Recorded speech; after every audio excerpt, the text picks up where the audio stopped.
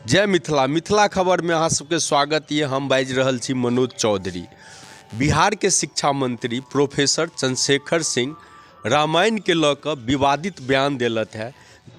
शिक्षा मंत्री के विवादित बयान लऽ कऽ माहौल काफ़ी गर्म ये बिहार के, और विपक्ष अहाँ के एकै सुर में कहि रहल छथि जे बिहार के शिक्षा मंत्री जे छथि हुनकर मानसिक स्थिति खराब भऽ गेलनि है, और वो अहाँ के शिक्षा मंत्री के पद से इस्तीफा जा तक नहीं देथिन तात तक हम सब आंदोलन करैत रहब। हम बात करै छी जिला अध्यक्ष राकेश जी से, जो की कह चाहै छथिन। इसकी जितनी भी निंदा की जाए वो कम है। एक शिक्षित जिनको कहा गया कि बिहार के शिक्षा मंत्री बनाया गया है, ऐसे लोग जो अपने संस्कार को जो छोड़ करके चले आते हैं, जो अपने पूर्वजों को नहीं जानते हैं, जो हिंदी संस्कृति को नहीं जानते हैं, जो पुरुषोत्तम मर्यादा राम को नहीं जानते हैं, जो वाल्मीकि को नहीं जानते हैं, वो इसी तरीके का सिरफिरा वाला बात कर सकते हैं। आपने जो किताब का जिक्र किया है, जिसको हम लोग जो हैं उनको पूछते हैं, एक तरफ गीता रखी जाती है और एक तरफ हिंदू में राम और रामचरितमानस का उनका हम लोग इस्तेमाल करते हैं। वो हमारे एक तरह से इष्ट देवता हैं, और उनके बारे में इस तरह के शब्दों का उपयोग करना ये बिल्कुल मानसिक दिवालियेपन का हालात दिखा रहा है। और ख़ासकर ऐसे जो शिक्षा मंत्री का बिहार सरकार में पद रखे हुए हैं, ये तो घोर निंदनीय है।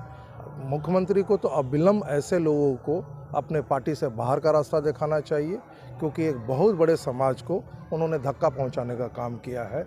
और शायद वो अपने जिस संस्कार जो उनके कहा जाता है पूर्वजे, उनके शायद दादाजी उनके जो पूर्वज होंगे, उनको भी इस चीज़ों को लेकर के अफसोस होगा कि मैंने अपने बच्चे को क्या संस्कार दिया है कि वो आगे आने वाले समय में इस तरह का शब्दों का प्रयोग किया जाएगा। और विषय ये भी है कि उनको पछतावा भी नहीं है। कई बार उनको ये सवाल पूछा गया, और आरजेडी के कुछ नेता कन्नी काट रहे हैं, जबकि ये उनको सोचने का विषय है कि उन्होंने आरजेडी के मुख्यालय में, राजद का जो मुख्यालय है, उस मुख्यालय में भी इस आरोप को उन्होंने दोहराया है। हमारे भगवान और उस किताबों पे जिस तरह के उन्होंने लांछन लगाया है, इसमें तो उनको अविलंब इस्तीफा दे देना चाहिए।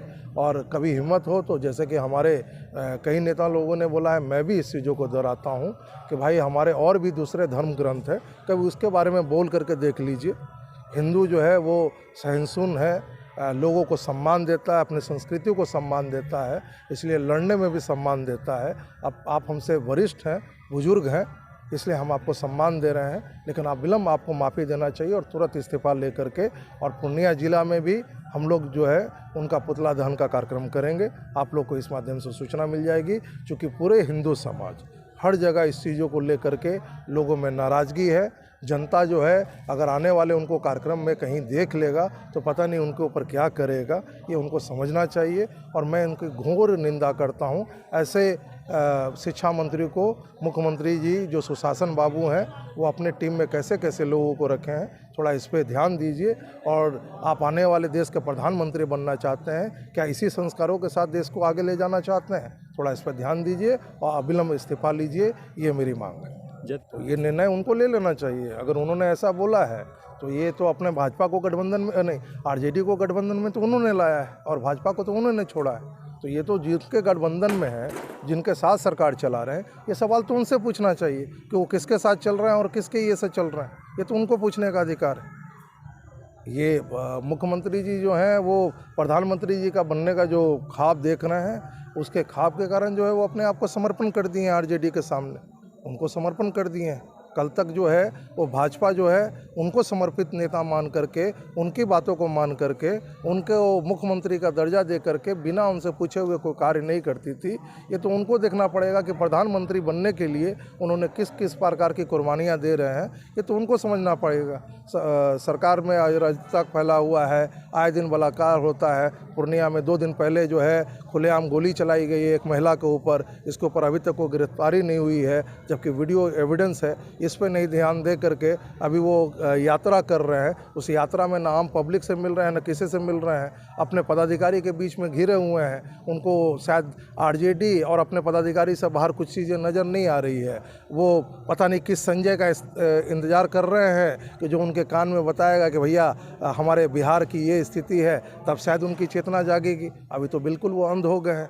अपने पत्रकारों पे हमला हो रहा है, बहुत निंदनीय है। ये तो शुरू से हमारे प्रदेश अध्यक्ष लगातार बिहार की गिरती जो व्यवस्था है, जो अराजकता है, जंगल राज पार्ट 2 की तरफ जो जाने की व्यवस्था है, इसके लिए तो लगातार हम लोग इस चीज़ों को लेकर के चिंता हम लोग व्यक्त कर रहे हैं। प्रदेश भी इसके लिए चिंता व्यक्त कर रही है, लेकिन प्रशासन जो है उनके कान पे जू नहीं रह रहा है। किसी प्रकार का कोई सुरक्षा का आप देख लीजिए, पूरी रात आप घूम लीजिए, कहीं भी आपको सुरक्षा व्यवस्था नहीं मिलेगी। सब लोग जो हैं भगवान भरोसे हैं। अपना कल तक जो महिलाएं खुल करके जो घूमने जाती थी, निकलने जाती थी, इस बार नव वर्ष का देख लीजिए, नव वर्ष जो मनाया गया वो लोग जो है अपने घर में ही मनाने का प्रयास किए।